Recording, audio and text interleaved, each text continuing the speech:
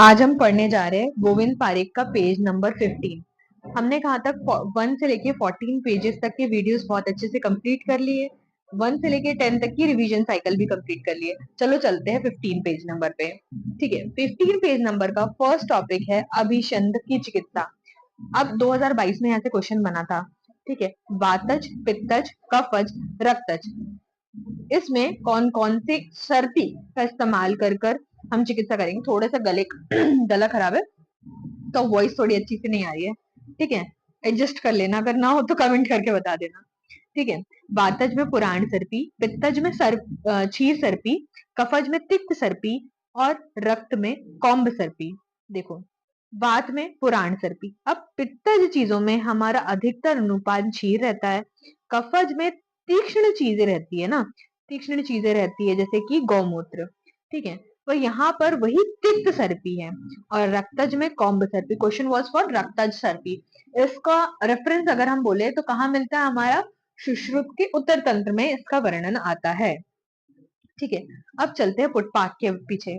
ठीक है, अब हमने लास्ट पेज में तर्पण पढ़ लिया था। आचार्य सुश्रुत जी ने कितने क्रियाकल्प बताए हैं, आचार्य वाग्भट ने कितना क्रियाकल्प बताया, विडालक किसकी उपदान है, आचार्य शारंगधर ने क्या बोला, ये सारी चीजें क्लियर है। हमने पढ़ लिया था कि तर्पण का काल कैसे होता है। अब काल दोषानुसार कैसा होता है, स्थान अनुसार कैसा होता है, ये सारी चीजें क्लियर है। अब पुटपाक पे चलते हैं। तो दोषानुसार पुटपाक कितने दिनों तक हमें देना चाहिए, तो वही सीक्वेंस है हमारा, वात, पित्त, कफ। वात में पुटपाक दे रहे हैं 3 के लिए, पित्त में 2 के लिए, कफ में 1 के लिए। तो ये सीक्वेंस रहेगा वीपीके 3 to 1। ठीक है, अब कर्मानुसार पुटपाक दिया है तो उसकी मात्रा काल हम याद रखेंगे। किस कर्म के लिए, हमारा उद्देश्य क्या है, कौन सा उसका भेद है। तो पूरे जितने भी हमारे क्रियाकल्प है ना, सब में यही सीक्वेंस रखना है। एल एस आर 99.9% में ये रहेगा। 1% कहाँ पर डिफरेंस आएगा वो भी मैं आपको बता दूंगी। ठीक है, एल फॉर लेखन, एस फॉर स्नेहन, आर फॉर रोपण पुटपाक। ठीक है, 1 दिन, 2 दिन, 3 दिन, 100 मात्रा काल, 200 मात्रा काल और 300 मात्रा काल। ठीक है, एल एस आर ही हमारा सीक्वेंस रहने वाला है फॉर तर्पण, फॉर पुटपाक, सेक, अंजनाचोतन। ठीक है, पहला चीज क्लियर हो गई, पुटपाक। अब पुटपाक हम लेखन में कितनी मात्रा रहेगी, स्नेहन में कितनी मात्रा रहेगी और रोपण में कितनी मात्रा रहेगी, ये चीज हो गई क्लियर। ठीक है, फुटपाक दोषिक डोमिनेंस देख ली, वात में कितने दिन के लिए, पित्त में कितने दिन के लिए, कफ में, और 3 उसके भेद है, उसकी क्या मात्रा काल रहेंगी। चलते हैं दूसरे क्रियाकल्प पे। अब यहाँ पर जो हाईलाइट पॉइंट है कि पुटपाक से 2 गुना काल। अब बताओ कि तर्पण से 10 गुना काल किस कर्म के लिए बताया था। क्लियर आ रही है चीजें कि तर्पण से 10 गुना काल किस चीज के लिए बताया था। ठीक है, तो अब पुटपाक से 2 गुना काल सेक के लिए है। पहले वाली चीजें भी याद आनी चाहिए ना, तभी तो हम नई चीजें दिमाग में डालेंगे। तो तर्पण से जो 10 टाइम्स होता है वो होता है बस्ती के लिए, शिरोबस्ती के लिए। हाँ, और पुटपाक से 2 गुना काल होता है सेक का। तो जो हमने 100, 200, 300 पढ़ा था वो 200, 400 और 600 हो जाएगा। ठीक है, चलते हैं आश्चोतन पे। अब आश्चोतन, ये सारे मतलब तो हमें पता है ना कि इसमें कैसे करते हैं, कौन से कल्प को कैसे करा जाता है और उसका नाम क्यों होता है। ये बहुत ज्यादा इजी पॉइंट है, सारी चीजों को क्लियर होता है। आश्चोतन, आश्चोतन में ड्रॉप बाय ड्रॉप डालते हैं, तो एलएसआर इसके लिए ड्रॉप बाय ड्रॉप रहेगा। एलएसआर में देखो हमेशा इंक्रीजिंग ऑर्डर में रहेगा। अब यहाँ पर होना चाहिए तो 8, 10, 12, लेकिन 7 भी लिखा हुआ है, तो लेखन आश्चोतन हमारे लिए इंपॉर्टेंट हो जाता है कि 7 से 8 बूंद है, फिर 10 बूंद है और फिर 12 बूंदे हैं। ठीक है, शारंगधर ने प्रसादन भेद कवल और गंडूश में नहीं माना है। ठीक है, कवल और गंडूश के कितने टाइप्स होते हैं बताओ, 4 4 होते हैं ना। ठीक है, उन्होंने प्रसादन का भेद नहीं माना है। आचार्य शारंगधर सेक के क्या बोलते हैं, शेक और अंजन में। देखो, डाल तो हम सेक में भी रहे हैं और आश्चोतन में भी रहे हैं, लेकिन सेक में क्या हमें धारा मिलती है और आश्चोतन में हम बूंदों से डालते हैं। तो शेक में कितने अंगुल ऊपर से हम डालेंगे, तो उसके लिए प्रमाण दिया है कि 4 अंगुल ऊपर से, और आश्चोतन में हम 2 अंगुल ऊपर से डालते हैं। उसमें साथ यहाँ पे क्या लिखा हुआ है कि इसे कौन से रोगों में दिया जाता है, प्रबल रोगों में। ये याद रख लिया, पहले ये याद रखना है कि कितने दूर से देते हैं, दूसरा ये कि हम कौन सा, हम प्रबल के लिए देखो, जब हम धारा गिरा रहे हैं ना, धारा गिरा रहे हैं, और जब हम ड्रॉप बाय ड्रॉप गिरा रहे हैं, देयर इज अ डिफरेंस। तो जब हम धारा गिराएंगे तब वो प्रबल रोग होता है। ये चीज हो गई क्लियर। तो हमारा सेक और आश्चोतन यहाँ से क्लियर है। आचार्य शारंगधर की बात हमने मान ली। अब जब वहां लिखा है प्रबल, तो इसमें हीन रोगों में हमने बोल दिया आश्चोतन करते हैं। तो अति प्रबल रोग होंगे, जैसे जैसे ये रोग, जैसे अब बस्ती में कितने समय तक हमारी औषधि रहती है ना, तड़पण के कितने 10 टाइम्स बोल दिया। ठीक है, तो सबसे ज्यादा अति प्रबल रोग होंगे तो शिरोबस्ती कराते हैं। और पुटपाक स्वरस के लिए यहाँ पे क्या बोला, दृष्टि मंडल, मतलब अब ये आंखें हैं, ये दृष्टि मंडल है, तो दृष्टि के मध्य से डालना है पुटपाक स्वरस हमको, है ना। पुटपाक ऐसे कोने से नहीं डालना है, ऐसे बोल रहे हैं आचार्य शारंगधर कि हमें मध्य से। अब चलते हैं अंजन की तरफ। आचार्य अंजन के लिए एक डिफरेंस आता है कि उन्होंने गुटिका अंजन, रसांजन और चूर्ण अंजन सबकी मात्रा का वर्णन किया है, और सबसे ज्यादा कंफ्यूजिंग पॉइंट भी यहीं पर आता है। पहले हमने बोला था, हम पढ़ रहे हैं LSR, लेखन, स्नेहन और रोपण, लेकिन यहाँ स्नेहन की जगह पहली चीज चेंज हुई प्रसादन। एक डिफरेंस आया, क्या चेंज हुआ है, प्रसादन। तो लेखन अंजन, प्रसादन अंजन और रोपण अंजन। अब इसकी मात्रा देख लेते हैं। एक हरेणु, देर हरेणु और दो हरेणु। ठीक है, अब बात आती है चूर्ण अंजन की। चूर्ण अंजन में क्या मात्रा दी गई है, चूर्ण चूर्ण अंजन, ये मात्रा मत देखो, जो श्लोक में हम जाते हैं तब हमें मिलता है ये सीक्वेंस 2 4 3। इसको क्रॉस चेक करना है हमें हमेशा। ठीक है, अगर कोई चीज में कंफ्यूजन लगता है, मेरी भी चीज अगर सही ना लगे, तो एक बार बुक उठा के खुद क्रॉस चेक करो। रेफरेंस भी मैं इसका बता दूंगी। फर्स्ट 19th चैप्टर में आई थिंक क्रियाकल्प अध्याय, उसमें मिल जाएगा, है ना। वैसे तो मुझे अच्छे से याद है कि 2 4 3 ही इसका सीक्वेंस है। ठीक है, क्योंकि ये जो मैं बोल रही थी ना कि पॉइंट डिफरेंस आता है, वो यही पॉइंट था। अब आते हैं हमारे अंजन पात्र में। अंजन के लिए कौन सा पात्र बोला है, ऐसे क्यों लिखा है, मतलब फ्रीक्वेंटली आस्क्ड क्वेश्चन इससे बनते हैं। अब इसको कैसे समझना है, देखो, जो जैसा मैं बोल रही हूँ ना, उसकी इमेज अपने दिमाग में थोड़ी सी बना लेना।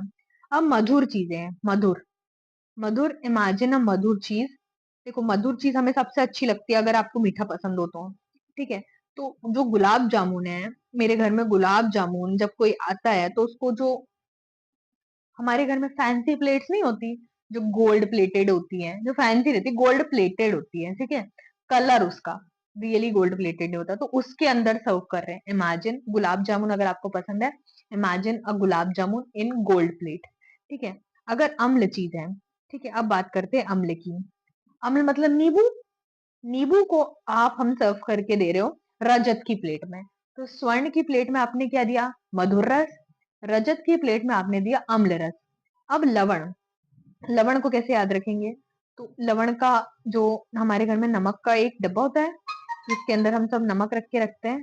ठीक है, देयर इज नमक। ठीक है, और आजकल ये सींग जो होते हैं वो बहुत पॉपुलर है हर चीज के ऊपर, इंसान भी आजकल सींग लगा के चल रहा है।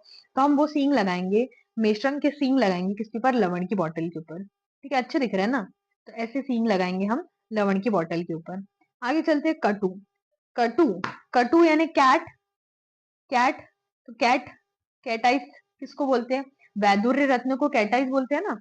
तो कैट, कटु, वैदुर्य। ठीक है, अब चलते हैं तिक्त की तरफ। तिक्त में क्या बोला है, तिक्त, टी, टी काय में रखिए, ये चाय का ग्लास। ठीक है, तो तिक्त क्या है, कषाय। तिक्त क्या है, कषाय, कषाय, चाय। ठीक है, इससे समझना है। ठीक है, कास्य, सॉरी कास्य क्या बोल रही हूँ मैं। ठीक है, हम्म, जरा सी तबीयत खराब हुई ना, दिमाग काम करना थोड़ा कम हो जाता है। ठीक है, तिक्त में हम कांस्य पात्र का इस्तेमाल करेंगे। ठीक है, कषाय में अब क्या कर लेते हैं, जो कषाय रहता है उसमें हम ताम्र, लोह, नलादि या शीतंजन का इस्तेमाल करते हैं। ठीक है, अब अंजन के भेद देख लेते हैं कि किन आचार्य ने इसकी कितनी संख्या मानी है। देखो, जब हम चरक पढ़ते हैं, चरक का तो जो दिनचर्या की स्टार्टिंग है वही अंजन से होती है, तो उनने 2 अंजन माने हैं। ठीक है, आचार्य सुश्रुत ने यहाँ पर 3 अंजन, और सबसे ज्यादा इंपॉर्टेंट और ज्यादा नंबर किसने माना है, जब हम ये टॉपिक चला जाता है हमारे रसशास्त्र के अंदर, लेकिन चरक में भी विमर्श में सारी डिटेल दी गई है। ठीक है। रस रत्न समुच्चय ने जब इसका वर्णन किया तो उन्होंने नंबर 5 माने। पांचों के नाम आपको पता होना चाहिए। इंपॉर्टेंट लक्षण मैंने बताया था कि किसमें चींटी देखने को मिलती है या कमल पुष्प देखने को मिलता है, नीला पुष्प किसमें देखने को मिलता है। अगर वो याद आ रहा है तो बहुत ही ज्यादा अच्छी बात है। ठीक है। ये सारी चीजें, अंजन टॉपिक इम्पोर्टेंट है, वो हम उसको शालाक्य का पॉइंट ले लें या हमारा रसशास्त्र का पॉइंट ले लें, दोनों में कॉमन आ जाता है, इसलिए हमें ये यहाँ पे याद रखना है। चरक का हो गया 2, सुश्रुत का 3, अष्टांग हृदय का भी 3 है, अष्टांग संग्रह का 4, शारंगधर आचार्य विचार बोलते हैं। मेन इंपॉर्टेंट है यहाँ पर रस रत्न समुच्चय का, जिन्होंने इसका नंबर 5 और रस जल निधि ने 6 माना है। 5 कौन से हैं? तो रस रत्न समुच्चय ने माना, एक्स्ट्रा कौन सा है? दैट इज कुलथंजन। अब आचार्यों ने जब इसका वर्णन किया है तब उसकी प्रयोग काल यानी टाइम भी बताया है। आचार्य चरक क्या बोलते हैं? हमेशा जो अंजन है वो रात्रि में लगाना चाहिए। ठीक है। उसके क्या कॉन्ट्रा इंडिकेशन है, किस दोषों के कारण, ये सारी चीजें हमने पढ़ ली है। स्पेसिफिकली याद आना चाहिए, अगर मैं क्वेश्चन पूछ रही हूँ तो उसका आंसर निकलना चाहिए। यही हमारा मोटिव है जब हम रिवीजन साइकिल कंप्लीट करते हैं, कि क्वेश्चन के साथ हमेशा हमें आंसर आने चाहिए, अन्यथा आगे पार्ट पीछे का पार्ट वाला कार्य हमें नहीं करना है। अष्टांग हृदय ने बोला है रात्रि में, प्रातः काल में और शयन काल में। देखो उन्होंने दोपहर को नहीं बोला, ये तो सुबह सुबह अर्ली मॉर्निंग बोला है। ये जब सूरज ढल जाता है, जैसे प्रदोष का काल हमारा सायं काल। ठीक है। अब अंजन लगाने के लिए आजकल जो शास्त्र वेदा है ना, उसकी शलाका भी आजकल बहुत फेमस हो रही है, अंजन वाली देखिए ना आप लोगों ने, तो उसकी रजत शलाका और पंचधातु शलाका। ठीक है। तो अंजन शलाका के बारे में बात करते हैं। वो तो हो गए शास्त्र वेदा। अब चलते हैं हमारे जो आयुर्वेद में लिखा गया है। ठीक है। मल्लिका पुष्प सदृश व कलाए। अब देखो, ये अंजन लगाना है हमें अल्टीमेटली, तो इसके जो पॉइंट होता है, जो यहाँ पर जिस पे हम अंजन लेकर लगाते हैं, जो हमारा आई कांटेक्ट में पार्टिसिपेट करता है, वो पार्ट कैसा होना चाहिए? कलाए अर्थात मटर के परिमाण के जैसा होना चाहिए। मल्लिका पुष्प मटर का ही एक पर्याय है। उसकी लंबाई कितनी होनी चाहिए? ये हम 8 अंगुल होनी चाहिए, लेकिन आचार्य वाग्भट क्या बोलते हैं? आचार्य वाग्भट यहाँ पर उसकी लंबाई 10 अंगुल बोलते हैं। अब एलएसआर हमारा फॉर्मूला चलता है, एल है क्या हमारे पास? हाँ मिल गया। आर है क्या? L S R. नहीं, स्नेहन नहीं मिल रहा है, उसकी जगह क्या है? प्रसाधन और फिर रोपण अंजन। अब कोई भी चीज है, जब प्रसाधन की बात आती है तब बेस्ट होती है हमारी स्वर्ण शलाका, और रोपण के लिए लौह सलाका, लेखन के लिए ताम्र सलाका। ये एक कर्म के लिए नहीं, सभी कर्मों के लिए आता है। ठीक है। तो ऐसे लिख लेंगे LPR, ताम्र, स्वर्ण और लोह शलाका, है ना? क्योंकि ये सीक्वेंस है ना, अमर कर लो, LSR की जगह जहां एस नहीं है वहां क्या हो जाएगा? P। ऐसा तो होगा नहीं कि स्नेहन और प्रसादन दोनों साथ में रहे। अब चलते हैं सैंधव सर्पी। सैंधव सर्पी का कहाँ कहाँ वर्णन आया है? यहाँ पर कहने का उनका ये उद्देश्य है कि सैंधव और सर्पी, देखो आचार्य चरक क्या बोलते हैं, जब हम वमन कराते हैं तब सबसे इंपॉर्टेंट चीज होती है सैंधव और सर्पी। कौन सा वमन? यहाँ पे कौन से गर्भोदक वमन? देखो यहाँ थोड़े स्पेलिंग मिस्टेक है, दैट इज गर्भोदक, है ना? गर्भोदक वमन कराने के लिए हम सैंधव सर्पी का इस्तेमाल करते हैं। आचार्य सुश्रुत मुख विशोधन के लिए भी सैंधव सर्पी है, और आचार्य वाग्भट के अनुसार उल्वा परिमार्जन के लिए। देखो जैसे हमारा बच्चा बर्थ कैनाल को पास करते हुए बर्थ लेता है, उसके बाद जो भी कर्म बताए गए हैं वो डिफरेंट आचार्य के अनुसार डिफरेंट उसका सीक्वेंस है, लेकिन सीक्वेंस में यूज होने वाले जो कंस्टिट्यूएंट है उसके लिए उसके रिस्पेक्ट में यहाँ पर ये बात करी गई है कि आचार्य चरक, सुश्रुत, वाग्भट सैंधव सर्पी का इस्तेमाल कहाँ कहाँ पर कर रहे हैं। चाहे वो मुख विशोधन हो, उसके ऊपर की उल्वा परिमार्जन को हटाना हो, या उसका गर्भोदक अगर उसने कुछ पी लिया है तो उसका वमन कराना हो, हम सैंधव सर्पी का इस्तेमाल करेंगे। ठीक है। अब यहाँ पर श्रेष्ठ काल के बारे में वर्णन आया है कि कब हमें तर्पण, पुटपाक, अंजन सेक और अचोतन की विधियां बताई। इस पे क्वेश्चन आ चुका है, देखो पहले हाँ क्वेश्चन आया था शिरोवस्ती कब कराते हैं, तो इसके लिए स्पेसिफिकली काल दिया है, तो सायं काल। सायं काल में हम शिरोवस्ती कराते हैं। तर्पण कब कराते हैं? पीए लिखा है, दैट इज पूर्वाहन एंड अपराहन।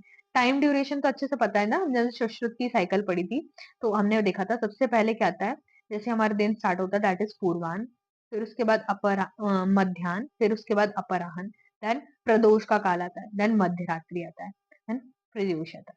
ठीक है। तो वही हमारा काल हो जाएगा, दैट इज हमारा सबसे फर्स्ट काल, देन मध्याह्न को छोड़ देंगे, देन अपराह्न।